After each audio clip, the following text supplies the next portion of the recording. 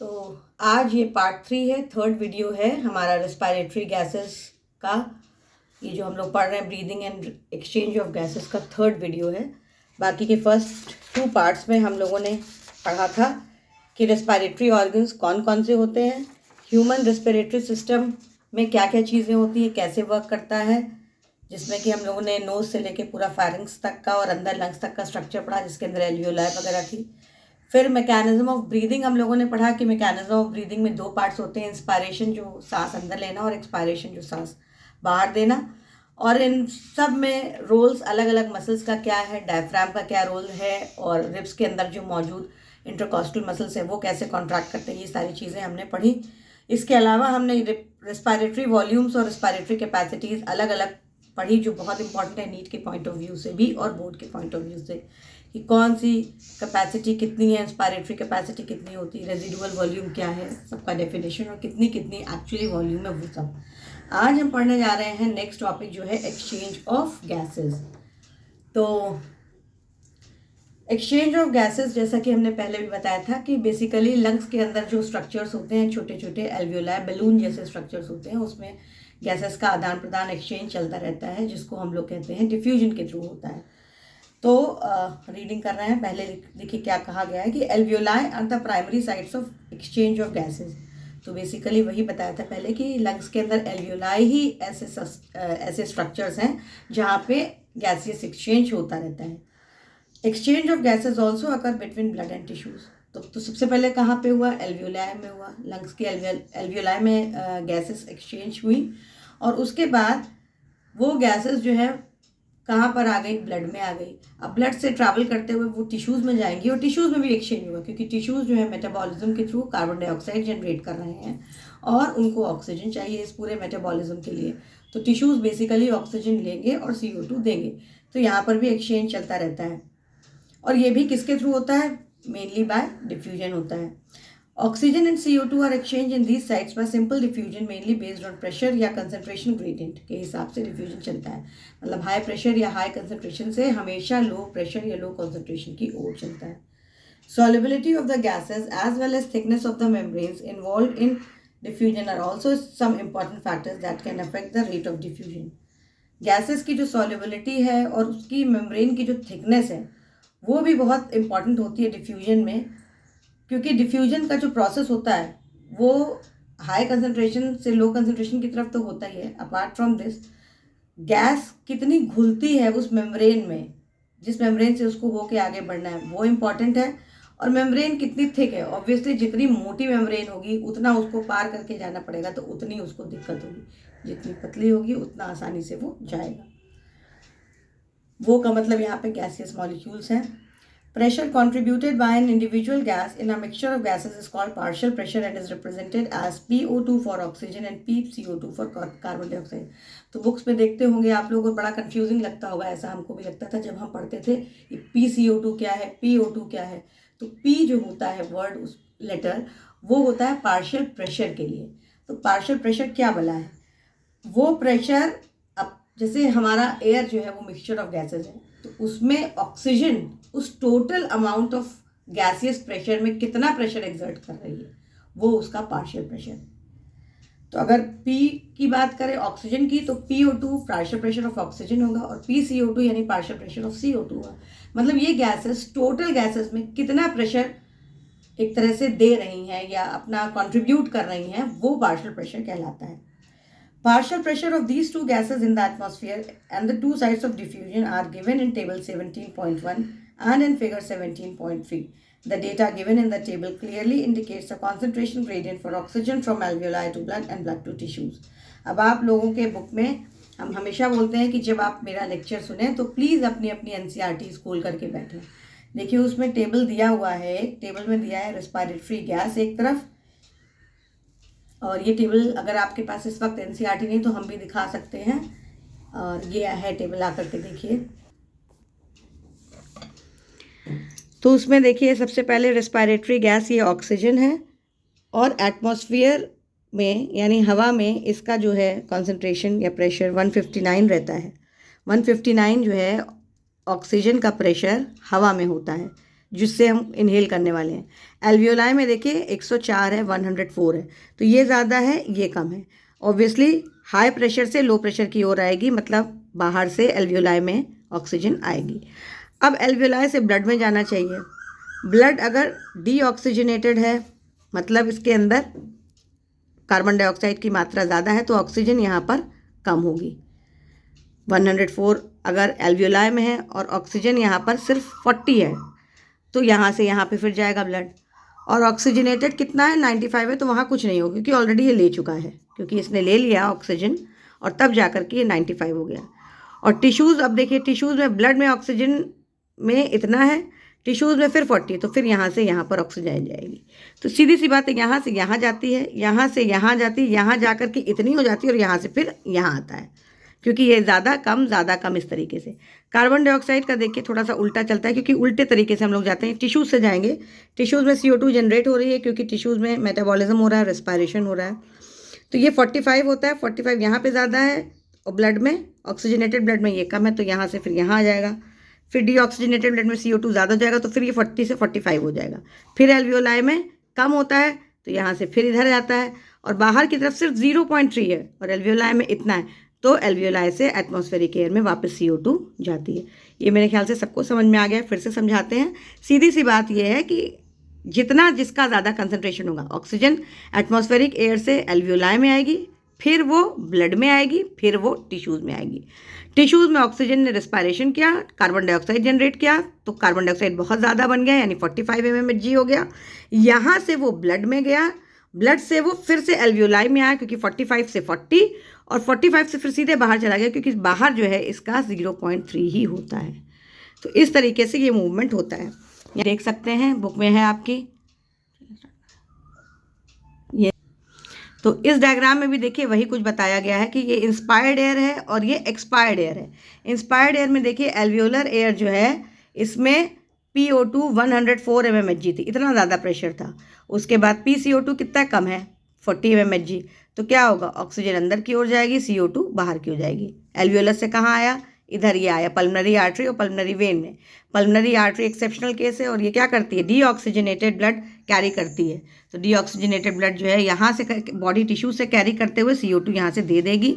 और इधर ये एल्वियोलाई है, तो एल्वियोलाई से ब्लड आता है पल्मोनरी वेन में। ये भी एक्सेप्शनल केस है, क्योंकि ये प्योर ब्लड कैरी करती है। तो यहाँ पर देखो बॉडी टिश्यूज़ में CO2 बन रही है, तो ये पल्मोनरी आर्टरी गंदा खून यानी CO2 लेडन खून जो है वो जाता है एल्वियोलस में, और पल्मोनरी वेन जो कि शुद्ध रक्त ऑक्सीजनेटेड ब्लड कैरी करती है, वो यहाँ से लेके सिस्टेमिक आर्टरी से होते ही बॉडी टिश्यूज में जाता है। तो इस तरीके से मूवमेंट होना। तो वही PO2 यहाँ पर देखो सिस्टेमिक वेन्स में 40 है और PCO2 कितना है, 45 है, क्योंकि CO2 ज़्यादा है, क्योंकि CO2 को बाहर जागना है। और यहाँ पर क्या है, ऑक्सीजन 95 है और PCO2 40 है, क्योंकि ऑक्सीजन को अंदर आना है। मेरे ख्याल से ये आपको क्लियर हो गया होगा।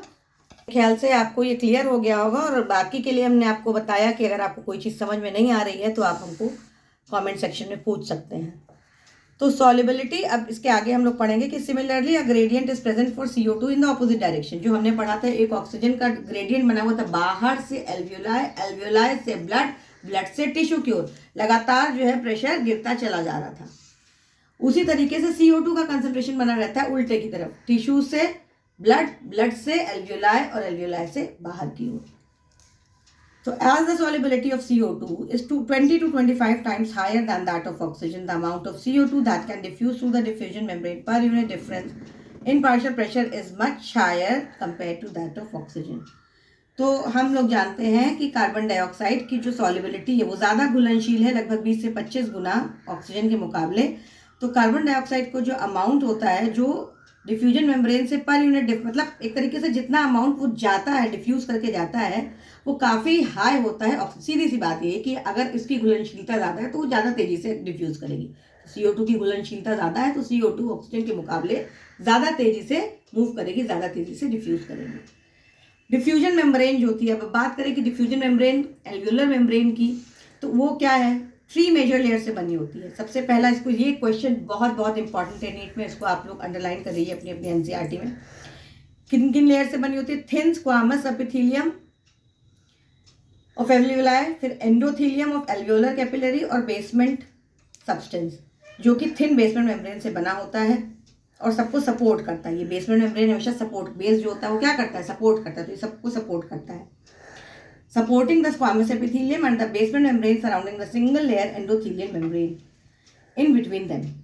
However it's total thickness is much less. देखने में आ रहा है कितनी सारी लेयर्स है, लेकिन उसके बाद भी उसकी टोटल थिकनेस कितनी है, लेस देन अ मिलीमीटर, मतलब बहुत ही पतली है, जिसके अंदर से बहुत अच्छे से डिफ्यूजन होता है। Therefore, all the factors in our body are favorable for diffusion of oxygen from alveoli to tissues and that of CO2 from tissues to alveoli. ये सारे ही फैक्टर्स जो है बहुत ही फेवरेबल होते हैं। फेवरेबल का मतलब हेल्प करते हैं मूवमेंट के लिए ऑक्सीजन का एल्वियोलाई से लेकर टिश्यूज तक और कार्बन डाइऑक्साइड का टिश्यू से लेकर बाहर तक। तो ये डायग्राम भी आप लोग समझ लीजिए।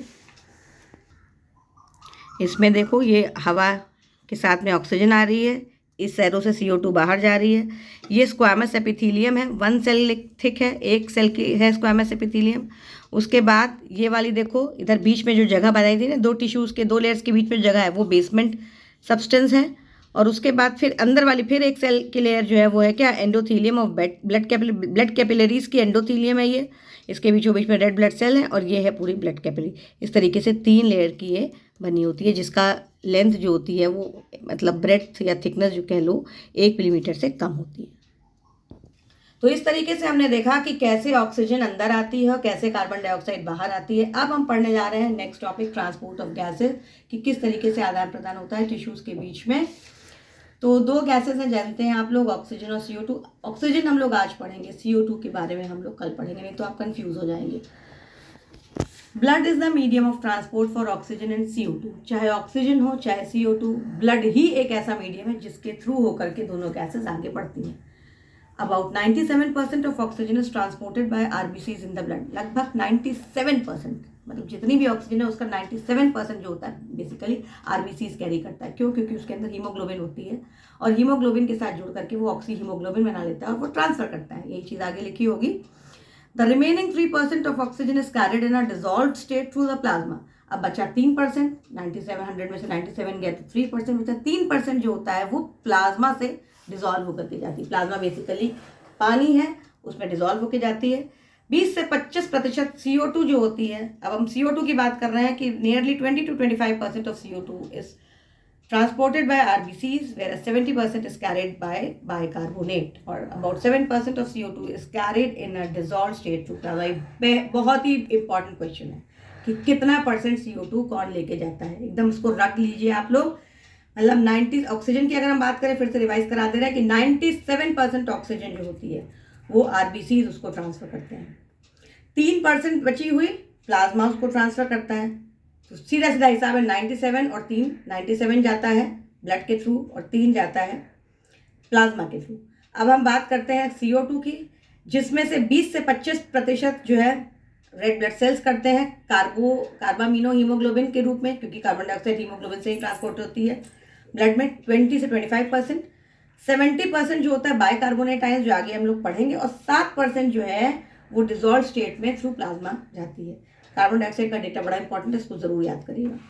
अब हम लोग नेक्स्ट टॉपिक पे फिर आ रहे हैं, transport of oxygen. Haemoglobin is the red colour iron containing pigment present in the RBCs। सब लोगों को पता है कि हीमोग्लोबिन लाल रंग का ऑक्सीजन कैरिंग पिगमेंट है और ऑक्सीजन कैन बाइंड ब्लड के अंदर, oxygen can bind with haemoglobin in a reversible manner to form oxyhaemoglobin. Reversible manner का मतलब क्या हुआ, जब ज़रूरत होगी तो वो ऑक्सीजन से जुड़ेगा, जब ज़रूरत होगी तो नहीं जुड़ेगा। जैसे लंग्स में उसको ऑक्सीजन से जुड़ने की क्षमता चाहिए, क्योंकि ऑक्सीजन बहुत ज़्यादा है लंग्स में, तो वहाँ पे हीमोग्लोबिन लंग्स के ब्लड में जुड़ता है। लेकिन टिश्यूज़ में उसको रिलीज़ करने की क्षमता होनी चाहिए, क्योंकि टिश्यूज़ को ऑक्सीजन चाहिए। तो ये डिफरेंस है दोनों में। Each haemoglobin molecule can carry a maximum of 4 molecules of oxygen. एक हीमोग्लोबिन 4 ऑक्सीजन को कैरी करता है, ये भी डेटा याद रखिएगा आप लोग। Binding of oxygen with haemoglobin is primarily related to partial pressure of oxygen. तो ये अपने जहाँ ज़रूरत वाली बात नहीं होती है, साइंस में बायोलॉजी में ज़रूरत कुछ नहीं होती है, सब कुछ बड़ा सिस्टमेटिकली चलता है। तो इसका भी ग्रेडियंट के हिसाब से चलता है। कहाँ जुड़ेगा, जब उसका पार्शियल प्रेशर ज़्यादा होगा, पार्शियल प्रेशर कम होगा तो वो रिलीज करेगा। पार्शियल प्रेशर ऑफ CO2, इसके अलावा CO2 का partial pressure, hydrogen ion concentration और टेम्परेचर और दूसरे फैक्टर्स भी हैं जो इस बाइंडिंग को एक के साथ इंटरफियर करते हैं। तो कौन कौन से फैक्टर्स हैं, partial pressure of oxygen, partial pressure of carbon dioxide, hydrogen ion concentration और टेम्परेचर, ये सारे ही फैक्टर्स हेल्प करते हैं कि ऑक्सीजन हीमोग्लोबिन से जुड़ेगी या रिलीज होगी। Sigmoid curve is obtained when percentage saturation of hemoglobin with oxygen is plotted against the PO2। ये बहुत बहुत इंपॉर्टेंट टॉपिक है इस चैप्टर का, और आधे से ज़्यादा बच्चों को समझ ही नहीं आता है कि ये कर्व क्या भला है। तो बेसिकली ये सिग्मॉइड कर्व है। सिग्मॉइड का मतलब होता है एस के आकार का, और यहाँ पे दो एक्सेस है, एक एक्स एक्सेस है, एक वाई एक्सेस है। वाई एक्सेस पे प्लॉट किया जाता है परसेंट सैचुरेशन ऑफ हीमोग्लोबिन, और एक्स एक्सेस पे प्लॉट किया जाता है पार्शियल प्रेशर ऑफ ऑक्सीजन। याद रखिएगा mmHg उसका यूनिट है। अब यहाँ क्या कहा जा रहा है, A sigmoid curve is obtained when percentage saturation of hemoglobin with oxygen is plotted against the PO2। तो कितना ब्लड का हीमोग्लोबिन ऑक्सीजन से जुड़ा है, मतलब कितना वो सैचुरेटेड है एक तरफ, और कितना पार्शियल प्रेशर है, दोनों को जब हम मिला के प्लॉट करते हैं तो वो सिग्मॉइड कर्व हमको मिलता है। ये कर्व को ही हम लोग क्या कहते हैं, ऑक्सीजन डिसोसिएशन कर्व, इस नाम से भी आता है oxygen dissociation curve, and is highly useful in studying the effect of factors. अब इसका काम बहुत इंपॉर्टेंट है क्योंकि ये PCO2 H+ कंसंट्रेशन वगैरह को भी पढ़ने में हेल्प करता है जब ऑक्सीजन हीमोग्लोबिन के साथ जुड़ती है। मतलब जब ऑक्सीजन हीमोग्लोबिन के साथ जुड़ती है तो उस वक्त PCO2 कम होगा ज़्यादा होगा, हाइड्रोजन आयन कंसंट्रेशन कम होगा ज़्यादा होगा, ये वो बताता है। अब क्या है, in the alveoli where there is high PO2, low PCO2, less H+ concentration and low temperature, the factors are all favorable for the formation of oxyhemoglobin। अब हम इसको पार्ट पार्ट में बात करते हैं कि लंग एल्वियोलाई की अगर हम बात करें तो लंग एल्वियोलाई में हमने क्या देखा कि partial pressure of oxygen is very high, तो PO2 हाई है और CO2 का कंसंट्रेशन कम है, तो PCO2 कम है, PO2 ज़्यादा है। और तीसरा क्या है, H+ concentration. PCO2 is directly proportional to H+ concentration. ऐसा क्यों होता है, इसलिए होता है क्योंकि CO2 H2O के साथ जुड़ करके H2CO3 बनाता है, और H2CO3 जो होता है वो स्प्लिट करके H+ और HCO3- बनाता है। तो इस तरह से PCO2 का जो कंसंट्रेशन होता है वो बेसिकली हाई अगर PCO2 हाई होता है तो उतना ही वो H2CO3 बनाएगा और उतना ही वो H+ आयंस बनाएगा। आ रही बात समझ में आप लोगों को? सीधी सी बात है, फिर से समझ लीजिए। H2O के साथ में CO2 जुड़ता है और क्या बनाता है, H2CO3। तो जैसा कि बताया था, फिर से रिपीट कर रहे हैं क्योंकि ये बहुत इंपॉर्टेंट है। CO2 जो है जब ज़्यादा रहेगा तो H+ भी ज़्यादा रहेगा, CO2 कम रहेगा तो H+ भी कम रहेगा। ऐसा क्यों होता है? ऐसा इसलिए होता है क्योंकि CO2 H2O के साथ जुड़ करके H2CO3 बनाता है, यानी कार्बोनिक एसिड बनाता है। कौन सी एंजाइम लगती है? कार्बोनिक एनहाइड्रेज एंजाइम की प्रेजेंस में ये रिएक्शन बहुत तेजी से होता है और कार्बोनिक एसिड बहुत तेजी से बनने लगता है। जितनी तेजी से वो बनता है उतनी तेजी से, चूंकि ये वीक एसिड है, वो थोड़ा स्प्लिट भी होता रहता है H+ और HCO3- यानी हाइड्रोजन आयन और बाइकार्बोनेट आयंस में वो स्प्लिट करता रहता है। तो आप समझ सकते हो कि जितना CO2 है उतना ही H+ बन रहा है। तो ये बात समझ में आई, दोनों ही डायरेक्टली प्रोपोर्शनल है। तो हम बता रहे हैं कि एल्वियोलाई में ये लोग आपकी NCERT बता रही है कि एल्वियोलाई में हाई PO2 है और लो PCO2 है। अगर लो PCO2 है तो H+ अपने आप ही लो हो जाएगा, और H+ अगर लो है तो इसका मतलब pH हाई है, क्योंकि H+ के ऑपोजिट होता है pH कंसंट्रेशन। pH का जो कर्व होता है, या आप उसको कह सकते हैं इन्वर्सली प्रोपोर्शनल रिलेशनशिप होती है। उसी तरीके से एल्वियोलाई में बताया, फिर से समझ लीजिए, in the alveoli where there is high PO2, low PCO2, lesser H+ concentration, और टेम्परेचर भी वहाँ पे कम रहता है, तो ये सारे फेवरेबल होते हैं। टेम्परेचर कम होता है तो फेवरेबल होता है, उतनी तेजी से ऑक्सीजन जुड़ती है हीमोग्लोबिन के साथ में और ऑक्सी हीमोग्लोबिन बनाता है। जबकि टिश्यूज में उल्टा होता है, वहाँ पे ऑक्सीजन अपने आप कम है तो लो PO2, CO2 ज़्यादा है तो हाई PCO2, और CO2 ज़्यादा है तो H+ भी ज़्यादा होगा। वही रीज़न है क्योंकि CO2 H2O के साथ जुड़ के H2CO3 बनाता है। जितना H2CO3 बनता है उतना ही H+ और HCO3 बनता है।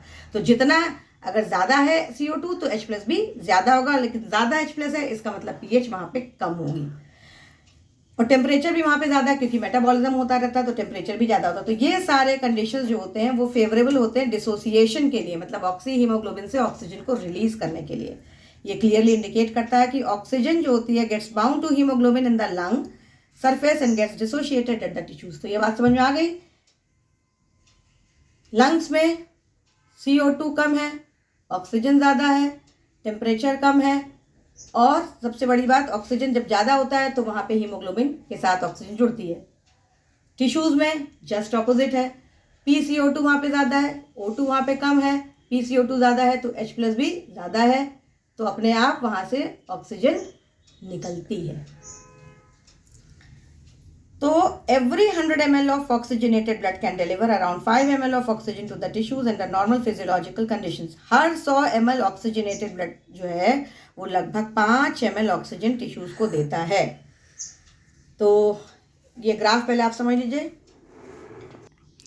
इस ग्राफ में देखो पार्शियल प्रेशर ऑफ ऑक्सीजन इधर मेंशन्ड है, परसेंटेज सैचुरेशन ऑफ हीमोग्लोबिन इधर मेंशन्ड है। यहाँ पर देखो पार्शियल प्रेशर ऑफ ऑक्सीजन जो है, अगर हम बात कर रहे हैं 40 की, तो 40 के हिसाब से यहाँ पे जाकर के ये है लगभग ये 50 60 है, 80 70, तो ये देखो 70 है। और यहाँ पर जब प्रेशर ज़्यादा है तो वो ऑक्सी हीमोग्लोबिन ऑलमोस्ट 100% सैचुरेटेड है, 97% इसीलिए कहा जा रहा है। मतलब जैसे जैसे पार्शियल प्रेशर बढ़ेगा वैसे वैसे वो तेज़ी से ऑक्सीजन को बाइंड करेगा, जितना पार्शियल प्रेशर कम होगा उतना तेज़ी से रिलीज़ करेगा। और यही रीज़न है कि टिश्यूज़ में ऑक्सीजन रिलीज़ होती है, लंग्स की एल्वियोलाई में ऑक्सीजन जुड़ती है। कहाँ से? हीमोग्लोबिन से। हीमोग्लोबिन में ऑक्सीजन तेज़ी से बाइंड होने लगती है लंग एल्वियोलाई में, और वही ऑक्सीजन जाके रिलीज हो जाती है टिश्यूज में। अब हमारे पास सिर्फ 2 टॉपिक्स बचे हैं। कार्बन डाइऑक्साइड का ट्रांसपोर्ट कैसे होगा, रेस्पिरेशन के रेगुलेशन कैसे होंगे, और डिसऑर्डर्स कैसे होंगे, ये हम लोग कल करेंगे। और ये टॉपिक मोस्ट प्रोबेबली कल एंड हो जाएगा। और एंड होने से पहले बार बार हम आपसे कह रहे हैं कि इसको आप सब्सक्राइब करिए। और अगर आपको प्रॉब्लम हो रही है तो प्लीज़ कमेंट करके पूछिए कि आपको क्या प्रॉब्लम है, कैसा क्या है, नोट्स चाहिए या क्वेश्चन आंसर्स चाहिए, वो भी हम उसको फॉर्मेट करके हम आपको भेज सकते हैं डिस्क्रिप्शन वगैरह में। चलिए फिर, ऑल द बेस्ट।